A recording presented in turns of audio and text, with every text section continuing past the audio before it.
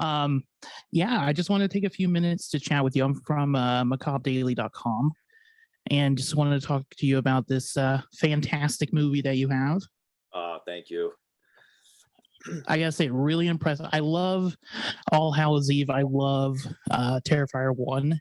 This one, I think I was just like from day one, or sorry, minute one, I was like, holy shit, this is insane. So I'm curious, what was your process with that when it came to making some of the storyline changes? A few things. Listen, I've been saying, I feel like Terrifier 1 is like a club we were trying to get into. We got to the bouncer and we talked him into letting us in. He's like, all right, come in. But now that we're in, it's like you got hit the dance floor and you got 5 minutes to show us what you're made of, right? And it's like we had to like swing for the fences with this one. I made this one as if it was the last movie I was ever going to get to make, and if I was going to leave a mark, it was going to be Terrifier 2 for better or worse.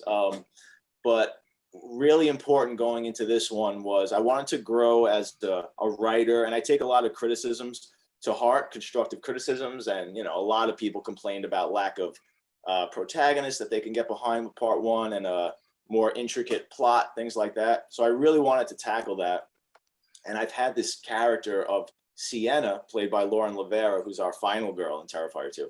I've had that character, not necessarily Sienna and what she turned into, as an actual character emotionally, and even the name Sienna and things like that. But I knew I wanted this striking Valkyrie final girl. I've had that image in and for a slasher movie, I've had that image in my head since about 2008, and I've always wanted to get that character on screen. So when it came time to craft this script, and I knew I was going to bring art back and have this supernatural element be a huge part of the movie and this huge supernatural force surrounding everything. And then to bring in this character that's essentially dressed as like an Old Testament angel, this warrior. I mean, it kind of just wrote itself, and bringing these two characters together on these two separate roads that lead, to the same trajectory, and they clash, finally in the climax. I mean, it was fun, and it was sort of organic, and I took from all these wonderful myths and tropes that were just universal. So it was really fun. It was exciting, and it felt fresh because I was sort of marrying, the fantasy sword and sorcery genre with a slasher. So I was hoping it was going to be something fresh and original at the end of the day. Yeah, and I thought that was a really good subplot too. I mean, you got Art, who's the show stealer. I mean, but Sienna's character development and just how she, don't want to spoil anything, but how she rose to the occasion at the end of the film was awesome. Thank you. Appreciate it. You're welcome. Speaking of Art, he has this thing to where he makes me laugh my ass off, but terrifies me at the same time. What was your process with interweaving that within the sequel? Yeah, I love that because when I made the first short film with Art the Clown, and he was only in it for the first opening 2 minutes of my first short film called The Ninth Circle, and then it turns over to a bunch of demons and this cult and monsters and stuff, but everybody loved Art the Clown. But I remember specifically setting it up where he's immediately creepy and off-putting, but he's not immediately super threatening. He's just a clown, but it's not like he's standing there with a chainsaw or a machete or something, and the character just takes off. So you can start building this suspense and have him be kind of playful and awkward, but something terrible is going to happen, and it just keeps building and building. And hearing the awkward laughs and how uncomfortable the audience would be during, showing it to friends or seeing it in a film festival really sort of like stoked my fires inside. Like I loved the feeling, and I was like, oh man, I got to keep doing this with the character. There's something special there. So I purposely try and write those scenes as much as I can with this character. It's one of my favorite things to do with him, is make people feel awkward and uneasy, but they're laughing, and then they're completely horrified and turning their eyes away when he's really sadistic, but then I'll make them laugh again, 2 minutes later. So it's fun kind of conducting that if I can. Yeah. Yeah, it takes a lot of like those tropes from like some of the cool B movie 80s movies, horrors past. So I love that. I have to say my favorite scene is probably that laundromat scene. So that was written and performed beautifully. Of course, David, he's great as Art the Clown. Yeah, and he's not afraid to show his butt. Yeah. I mean, Yeah, was some of that improvised? Did he improvise any of this stuff on set? not in. I don't know necessarily in the laundromat scene. Maybe when he's mopping the floor and he's sort of like dancing as he's mopping it. That might have been Yeah. that. But yeah, that was all written.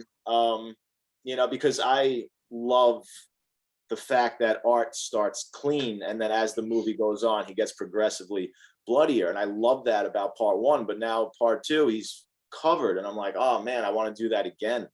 And I remember driving around. I was delivering flowers at the time. That's where I get most of my ideas, is driving around. It's like listening to music, and it's hypnotic to me, very relaxing. And I was like, how is he going to get a new costume? Is he going to buy a new one, find a new one? Is he going to, like, how could he clean this costume? And I said, we do all these things with the character that are very sort of mundane and ordinary. He'll walk into a pizzeria. He'll just do things like that. I said, you know what? Why doesn't he just walk into a laundromat?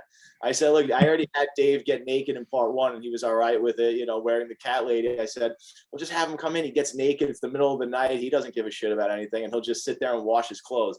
And it's those little things, those little moments like that, where we've all seen a million slasher movies, but you've never seen a scene quite like that, where the killer literally washes his uniform or his costume or whatever. So that was fun. I like doing things like that. And that immediately, brings the audience into a whole nother world. And it's a more unpredictable Art the Clown stuff. And it's like, if they're doing this, where the hell's the rest of the movie going to go? So that's exciting. Yeah. Oh, I was also talking to one of your executive producers, Steve Barton, and the first thing he asked me is if I felt the movie was too long, which I didn't, because it was just so good. Oh, you're welcome. I'm curious how you felt extending the time versus the first one. Well, when I wrote it, I did not think about time whatsoever. Even with Terrifier 1, typically slashers, they purposely, you have to put filler in because you're there to just kill people. And that's how it was with Terrifier 1. It's just like, what are we filling in between these kill scenes, But part two, it was never a question of filler for me. Like, this was a genuine, organic story. Every single scene I wrote in this script sort of propels the narrative, or you're learning something about a character, a new character dynamic. You're raising the stakes somehow. A new bit of information is being given to you, something. So I was really careful with crafting it. Not to say that I couldn't have trimmed it down a little more, but there's no way I was gonna just like eliminate whole scenes from this movie. So regardless, the movie still would have been over 2 hours. I figured if we're going that far, I might put it all in.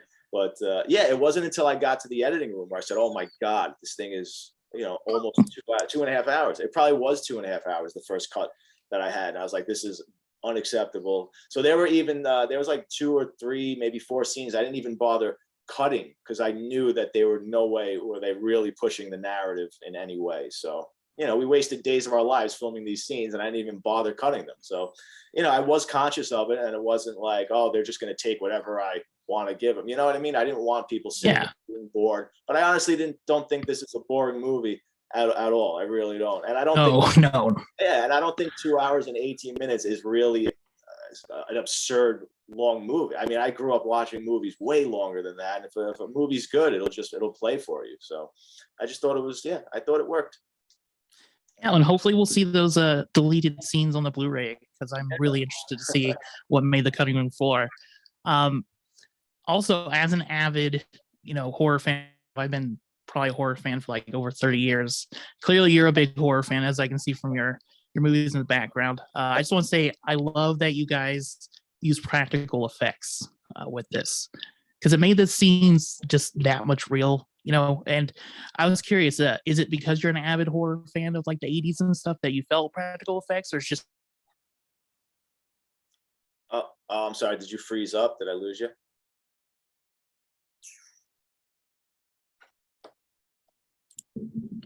Oh, I'm sorry, you froze for Oh, sorry about that. No, it's all right. So the practical effects, I actually do all the practical effects. I started as a makeup effects artist. That's how I got into filmmaking. So I've been obsessed with horror movies since I'm 3 years old. Like Jason, Freddy, Michael Myers, those were my same superheroes. And then I know I was always artistic. I would make little comic books and things like that. But when I was around 7 years old, I discovered the VHS tape called Screen Greats, which is all about, it's an hour documentary on Tom Savini, special makeup effects master. Okay, yeah. Yeah. And he specializes in really graphic gore. That's how he started the splatter craze in the early 80s, you know, Dawn of the Dead, Friday the 13th. So he kind of changed the horror game. And when I saw Tom Savini with, you know, the Friday the 13th Part 4 Jason puppet animatronic and the puppet, you know, Fluffy from Creepshow, the monster in the crate, you know, all these monsters behind the scenes from movies that I already loved, I grew up, you know, watching all the time. And I said, oh my God, like a light bulb went off. And I said, like, this, someone makes these monsters, like, this is cool. And it's art, you know? And so I was very young, but maybe like 5 years later, when I was around 12, I went to go meet Tom Savini for the first time at a horror convention. And somebody at a vendor at another table was selling starter makeup kits. And another one was selling real machetes that were dulled, and they had the semicircle cut out, which is like the classic Tom Savini gag. It looks like it's buried in the neck or whatever. And my mother bought all this stuff for me. And when I got home and I opened that makeup kit, I call it the first day of the rest of my life, because it was just, everything changed. And I never stopped, you know, experimenting with makeup. Or then I started making short films with the makeup in them. And then I really got into filmmaking and started writing stories and everything. And I've been on that trajectory literally ever since. Like, there's not a day that goes by where I'm not thinking of filmmaking somehow on some level. So, but it's very important. Yeah, that's awesome. Yeah, very important with this practical effects, because I love them. I do them. It enables us to save a ton of money because I don't pay myself to do them. So we just have to pay for supplies. And, you know, I've been doing it for a while. So I'm pretty good at it. I mean, it's pretty effective. And since we're such low budget movies, and, you know, how the hell are we going to compete with Hollywood? I said, I'll just throw things into my movies that Hollywood's never going to show. And you got to give people something different. So, and it pays off. Yeah, no, I mean, even within the first like 5 minutes of Terrifier 2, I mean, Right. the mortuary assistant, yeah. Yeah. Not to mention that scalping scene. I mean, that was pretty awesome too. Oh, thank you. Which is also one of my probably many homages to Tom Savini in this movie. That's an homage to Maniac, and there's also another blatant homage to Maniac in this movie. Oh, nice. Yeah, yeah. Well, I think I got you for a couple more minutes. So my last question, and this should be pretty easy for you considering the fact I can see you're an avid horror movie fan. I like to always ask this of anyone I interview. Considering the fact it's October, what's your go-to horror movies you plan on watching this month? Oh my God. I have to watch the Halloweens every season, of course. Like the first Halloween is still one of my favorite horror movies of all time. But yeah, I love a lot of them in the franchise. You know, during Halloween, really, John Carpenter gives me some of the best atmosphere, the best vibes. I'm obsessed with John Carpenter. I love watching The Fog. That's one of my favorite horror movies ever. You know, The Lost Boys is just one of my favorite movies of all time. So I'll always watch that one. But I try and just watch a lot of atmospheric ones that really put me in the Halloween mood. You know, 80s great atmosphere horror movies. Yeah. Yeah. Well, being a John Carpenter fan, I'm assuming you've seen Body Bags then. Of course. Yeah, I love it. Yeah, I love that. The first episode is actually the segment is my favorite in the gas station. Oh, yeah. An amazing atmosphere. I love that one. Love that one. Yeah. Yeah. Awesome. Well, David, thank you so much for your time. I don't want to take up too much more of your time, but it's awesome talking to you. I love Terrifier 2, so I know everybody can see it in theaters right now. You guys have quite a bit of screens out there to watch it. Oh, thank you, man. This was fun. So thanks for having me. My pleasure, man. You're welcome. And I do a horror movie podcast, so if you ever want to go on there, talk some more horror movies and chit chat, I can send you a message on Instagram. That's it. Yeah, just send me a message, man. We can set it up. Awesome. Thanks again for your time. Oh, my pleasure. Thanks, man. All right, have a good one.